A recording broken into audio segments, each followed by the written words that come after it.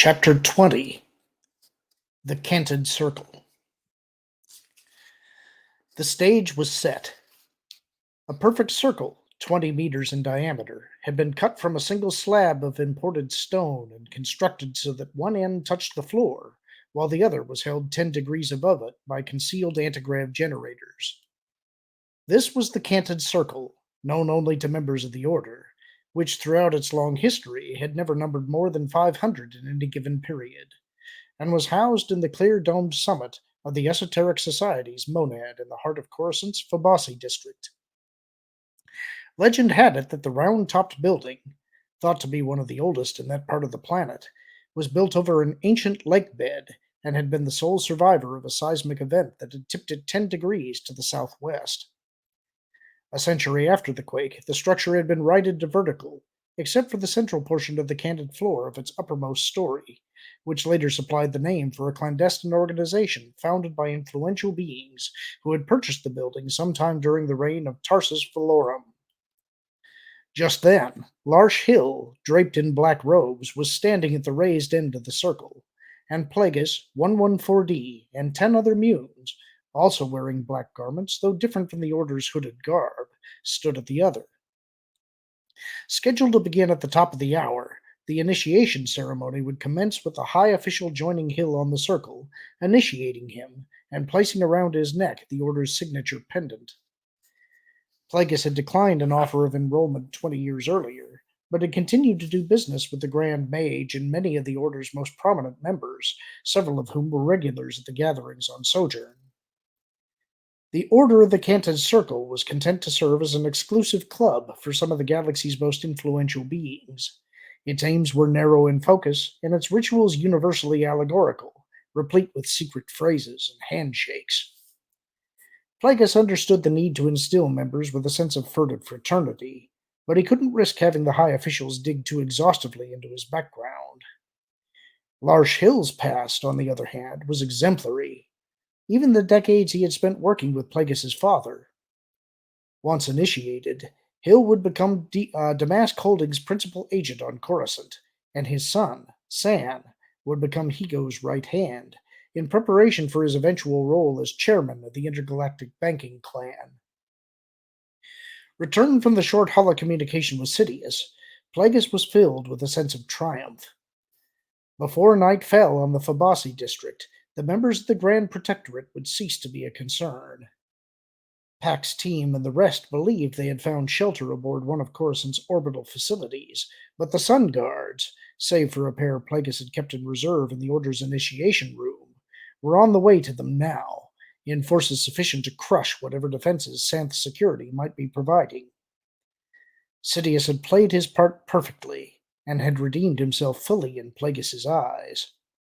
The time had come to bring his apprentice deeper into the Sith mysteries he had been investigating for most of his life, to introduce him to the miracles he was performing on Abora.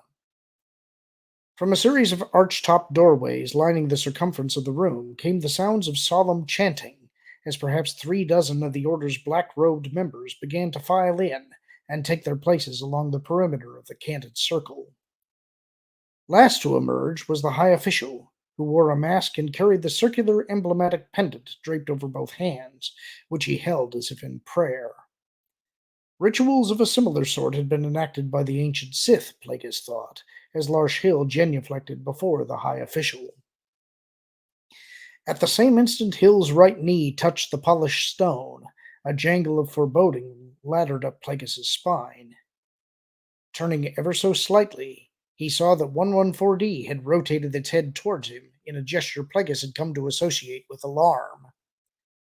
The dark side fell over him like a shroud, but instead of acting on impulse, he restrained himself, fearful of betraying his true nature prematurely.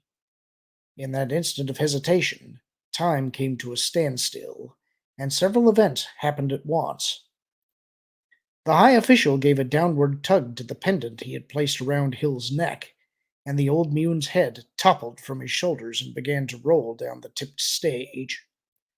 Blood geysered from Hill's neck, and his body fell to one side with a thud and began to jerk back and forth as one after another of his hearts failed. Yanking their hands from the roomy opposite sleeves of their robes, the hooded members of the Order made sidelong throwing motions, which sent dozens of decapitator discs screaming through the air. Munes to both sides of Plagueis fell to their knees, their last breaths caught in their throats.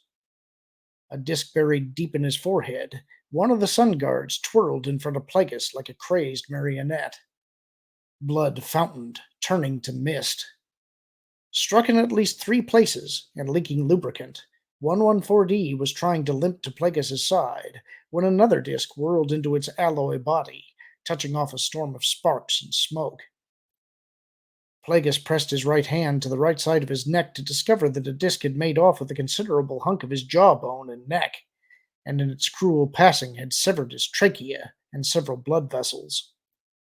He cupped the force against the injury to keep himself from lapsing into unconsciousness, but he fell to the floor regardless, with blood pumping onto the already slick stone circle. Around him, slanted in his faltering vision, the assassins had drawn vibroblades from the other sleeves of the robes and were beginning a methodical advance on the few munes who were still standing. A hail of bolts streaked from the blaster cradled in the arms of the remaining sun guard, sweeping half a dozen hooded beings off the rim of the circle, before he himself was butchered. Tricked, Plagueis thought, as pained by the realization as he was by the wound. Outmaneuvered by a group of inferior beings who at least had sense enough to place artfulness above arrogance. In his small but orderly Senate office, Palpatine gazed out on a sliver of Coruscant.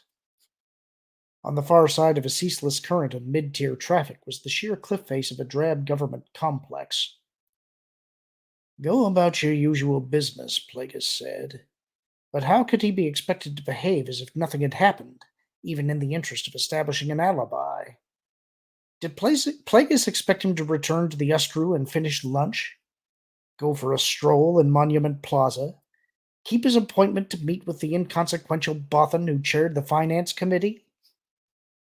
He stormed away from the office window, victim of his own unreleased rage. This was not the life he had imagined for himself 10 years earlier when he had sworn loyalty to the dark side of the Force.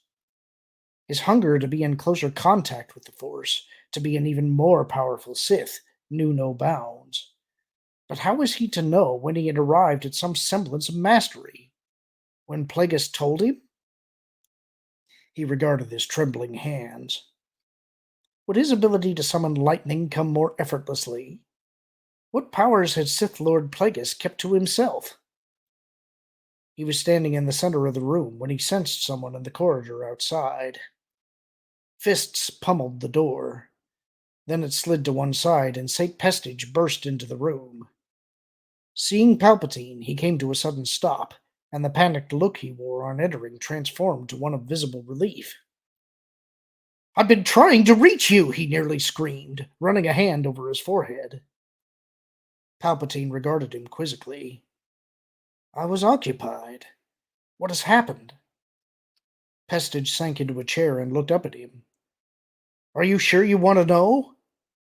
He paused, then said, "In the interest of separating what I do from what you do." Palpatine's eyes blazed. "Stop wasting my time and come to the point."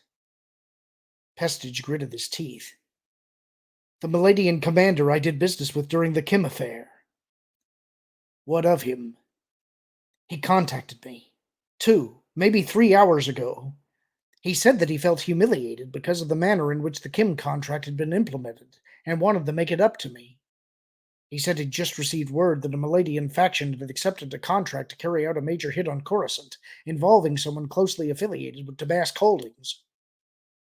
Pestage kept his eyes on Palpatine. "I feared it might be you." Palpatine swung back to the window to think. Had the Santh Guards planned to turn him over to the Maladians following the holocommunication with Pax Team? He turned to Pestage. "Who took out the contract?" "Members of the Grand Protectorate." "It fits," Palpatine said, more to himself. "What fits?" "Where are these Grand now?"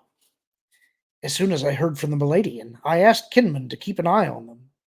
They're holed up in the Malastair ambassador's residence. Palpatine blinked. Here? On Coruscant? Of course here. It's not possible that they're off-world. No, they're downside. Palpatine paced away from Pestage. He opened himself fully to the Force and was left staggered by an inrush of overwhelming malevolence. He planted his left hand on the desk for support and managed a stuttering inhale. Somewhere close by, the dark side was unspooling. Palpatine, Pestage said from behind him. Ego Damask, Palpatine said, without turning around. Pestage was too stunned to reply. The Grand had turned the table on him. On both of them. Plagueis had been so fixed on executing his own plan that he had neglected to consider that the Grand might also have a plan. How, though? How could he have been so blind? Ready as speeders, Sate. He heard Pestage leap to his feet. Where are we headed? The Fabasi, the lodge of the Canted Circle. Slumped on his right side, knees drawn up to his chest, eyes open but unmoving, Plagueis watched the second Echani succumb to multiple stabs from the assassin's vibroblades. With blood welling out from under Plagueis's cupped right hand and glistening in a pool on the floor beneath his neck, they had taken him for dead. But now they were moving from the body of one fallen Mune to the next, checking for signs of life and finishing what they had begun. A few had lowered their black hoods, revealing themselves to be Maladians, the same group Sidious had employed to deal with Vidar Kim. For an instant he wondered if Sidious had secretly taken out a second contract, but he immediately dismissed the thought, born as it was of his not wanting to admit to himself that the Grand had bested him. He wondered if the Maladians had actually been bold enough to kill the prominent Candid Circle members they were impersonating. Unlikely, given that the assassins were known and respected for their professionalism. The members had probably been rendered unconscious by gas or some other means. Not a meter away stood 114D, 5 decapitator discs protruding from his alloy body and telltale lights blinking, in the midst of a self-diagnosis routine. Having run himself through a similar test, Plagueis knew that he had lost a great deal of blood, and that one of his subsidiary hearts was in fibrillation. Sith techniques had helped him perform chemical cardioversions on his other 2 hearts, but one of them was working so hard to compensate that it too was in danger of becoming arrhythmic. Plagueis moved his eyes just enough to fix the locations of some of the 24 assassins that had survived the Sun Guard's counterattack. Then he dug deep into the Force and catapulted himself to his feet. The closest of the assassins swung to him with raised vibroblades and rushed forward, only to be flung backward off the canted stage and against the room's curved walls. Others Plagueis felled with his hands by snapping necks and putting his fists through armored torsos. Spreading his arms wide, he clapped his hands together, turning every loose object in the vicinity into a deadly projectile. But the Maladians were far from run-of-the-mill murderers. Members of the cult had killed and wounded Jedi, and in response to confronting Force powers, they didn't shrink or flee, but simply changed tactics, moving with astounding agility to surround Plagueis and wait for openings. The wait lasted only until Plagueis attempted to unleash lightning. His second subsidiary heart failed, paralyzing him with pain and nearly plunging him into unconsciousness. The assassins wasted not a moment, throwing themselves at him in groups, though in a vain attempt to penetrate the force shield he raised. Again he rallied, this time with a ragged sound dredged from deep inside that erupted from him like a sonic weapon, shattering the eardrums of those within 10 meters and compelling the rest to bring their hands to their ears.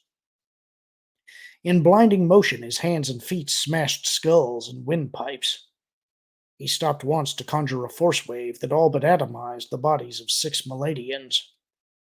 He spun through a turn, dragging the wave halfway around the room to kill half a dozen more, but even that wasn't enough to deter his assailants.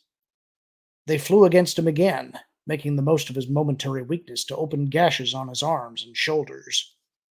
Down on one knee, He levitated the Sun Guard blaster from the floor and called it towards him, but one of the assassins succeeded in altering its trajectory by hurling himself into the path of the airborne weapon. With nothing more than the force of his mind, Plagueis rattled the floor, knocking some of the assassins off their feet, but others rushed in to take their places, slashing at him with their vibroblades from every angle.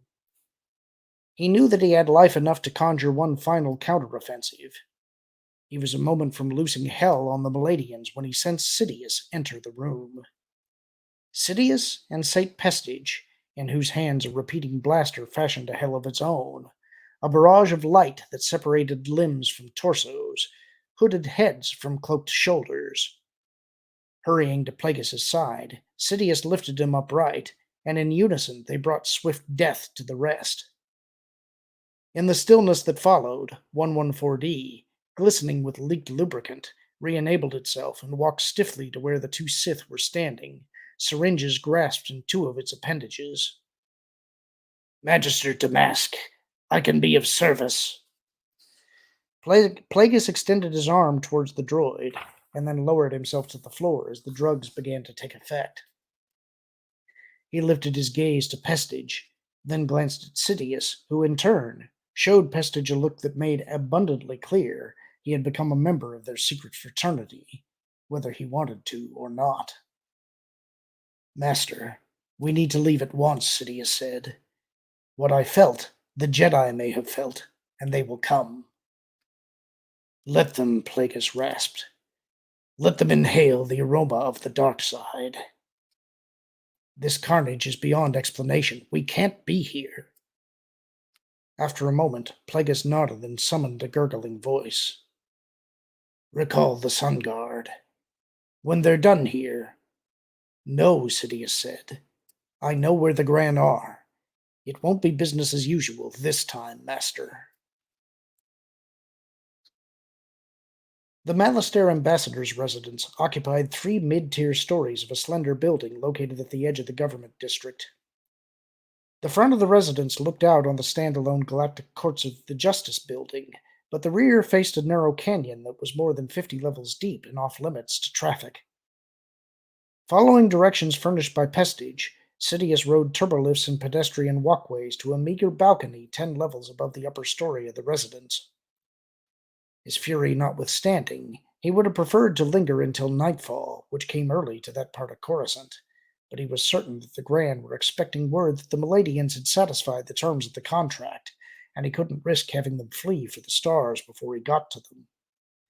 So he lingered on the balcony until it and the walkway in both directions were unoccupied, then jumped from the overlook and called on the Force to deliver him safely to a narrow ledge that ran beneath the lowest floor of the residence. There he perched only for the time it took to activate the lightsaber he had retrieved from Plagueis' starship and use it to burn his way into a wide maintenance duct that perforated the building at each level. Crawling to the first egress, a distance of scarcely 10 meters, he lowered himself into a murky storage room and once more called the weapon's crimson blade from the hilt. Constructed to fit the Mune's large hand, the lightsaber felt unwieldy and Sidious's, so he switched to a two-handed grip. Moving with a caution that belied his murderous intent, and on the alert for cams or other security devices, he eased out of the room into a tight corridor and followed it towards the front of the building. There, in a formal entryway, 2 Dugs were standing guard in a desultory way. Moving quickly, a blur to human senses, he caught them by surprise, splitting open the chest and abdomen of one, and beheading the other, while the first was attempting to prevent his entrails from spilling onto the glossy mosaic floor. A brief scan of the foyer revealed the presence of cams installed in the walls and high ceiling. He wondered how the killings appeared to anyone monitoring a display screen. It must have seemed as if the 2 Dugs had been butchered by a phantom. Still, all the more reason to hurry. He sprinted up the stairs to the next floor, where he heard a cacophony of human voices muffled by the thick door to a nearby room. Blowing the door inward with a force push, he took a wide stance in the shattered doorway and positioned the blade of the thrumming lightsaber vertically in front of him. Through the weapon's glow, he saw a dozen or more Santh guards in uniform seated around a table littered with food and drink containers, gaping in disbelief before reaching for weapons fastened to their hips or scurrying for others buried beneath the rubble of their celebratory meal. Sidious waded into the room, returning volleys of blaster bolts from those first to fire, then attacked, raising his left hand to levitate two guards into midair before running his blade through each of them. Snarling like a beast, he whirled through a circle, ridding three guards of their heads and cutting a fourth in half at the waist. The blade impaled a guard who had flattened himself to the floor in abject terror, then went straight into the shrieking mouth of the last of them. As that one collapsed in a heap, Sidious caught a glimpse of himself in an ornate mirror, face contorted in rage, red hair in electrified disarray, mouth webbed with strands of thick saliva, eyes a radioactive shade of yellow. He flew back to the stairwell and raced to the top of the next flight, which opened into a large room filled with female Gran and younglings, along with Gran and Doug's servants. Having heard the commotion from below, some were already on their huge flat feet. Others, though, were too shocked to move. All the better for him, and he left not a single one of them alive. Then, through a warren of expensively appointed rooms to another set of closed doors, from behind which issued the sounds of a banquet in progress, one that had probably commenced hours earlier and wasn't meant to end until hours later, with the deaths of Senator Palpatine, Higo Damask, and the other munes an accomplished fact. Now Sidious gave full vent to his ire. Crashing through the doors, he landed in the center of a table covered with plates of grains and grassy plants, and surrounded by a herd of grazing Gran, whose boisterous laughs froze in their throats. From the head of the table, Pack's team gawked at him as he might have a creature escaped from his most horrifying nightmare. And yet he wouldn't be the first to taste Plagueis's blade, but the last, once he had been forced to watch the rest of his party butchered, from hooves to eye stalks, the painted ceiling brought down by Sidious's force pull, the flames of a gentle gas blaze in the room's fireplace incited to a blistering inferno that Sidious tugged behind him as he soared from the table to the floor and closed on his final victim. In desperate flight from the Sith and the spreading flames, Pack's team had backed himself to a tall window framed by floor-to-ceiling curtains. Entreaties of whatever sort tried to thrust themselves through his stricken voice box and past his square teeth, but none succeeded. Deactivating the lightsaber, Sidious beckoned the flames with his fingers, encouraging them to leap from the table to the curtains. A bleating scream finally emerged from Team's narrow muzzle of a mouth as the blazing fabric collapsed around him, and Sidious watched him roast to death. And that's the end of the chapter. Hope you enjoyed it. Talk to you soon.